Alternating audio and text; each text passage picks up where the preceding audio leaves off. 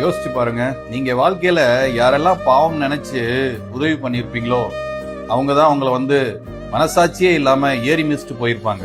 அன்னைக்கு நீங்க அவங்களுக்கு பாவம் பார்க்காம இருந்திருந்தா இன்னைக்கு நீங்க நல்லா இருந்திருப்பீங்க. பாவம் பார்க்கறது தப்பு இல்லைங்க. பாவம் உங்களையும் கொஞ்சம் பாத்துக்குங்க.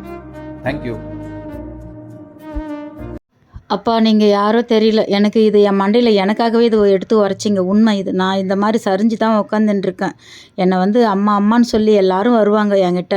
அவங்கவுங்க கஷ்டத்தை சொல்லுவாங்க. எனக்கு இருக்கிறவங்க கிட்ட வாங்கி நான் எல்லாருக்கும் ஹெல்ப் பண்ணானா நானும் இட்லி சுட்டு விற்று மாவு விற்று ரொம்ப கஷ்டத்தில் இருந்தேன் பிள்ளைங்கள படிக்க வைக்க. எனக்கு நல்ல உள்ளங்கள் என்னை நம்பி கடன் கொடுப்பாங்க. அவங்க இல்லைன்னு சொல்ல மாட்டாங்க நான் போய் கேட்டாக்கா. அந்த மாதிரி நான் வாங்கி வாங்கி என் குடும்பத்தை ரன் பண்ணின்னு வந்த நேரத்தில் உனக்குன்னா தராங்களா? நானும் வெள்ளந்தியாக பேசுவேன். இவங்க எனக்கு கொடுத்தாங்க, அதை வாங்கி இதை செஞ்சேன் அதை செஞ்சேன்னு. நான் போய் கேட்டால் தரமாட்டுறாங்க. எனக்கு குடுமா வாங்கி அப்படி சொல்லி சொல்லி திருமங்கல் இல்லை அது இல்லை இது இல்லைன்னு. அவங்க ஒரு தம்பியோட அம்மா சாவு படுக்கையாக இருந்தாங்க. அவங்க என் பிள்ளை இந்த மாதிரி ஆயிட்டான் எனக்கு அப்படி கையை பிடிச்சி அழுதாங்க. அவங்களும் தவறி போயிட்டாங்க. இன்றைக்கி அந்த தம்பிக்கு நல்ல வேலையில் நல்ல சம்பளத்தில் இருக்குது. பிள்ளைய படிக்க வச்சு காலேஜ் லெவலில் விட்டு நல்லா சம்பாரிச்சிட்டார். இப்போ வேலையில் இருக்குது அந்த பிள்ளை. ஆனால் கொடுக்கணுன்ற அந்த மனசு வருதா வரலையா எனக்கு தெரியல.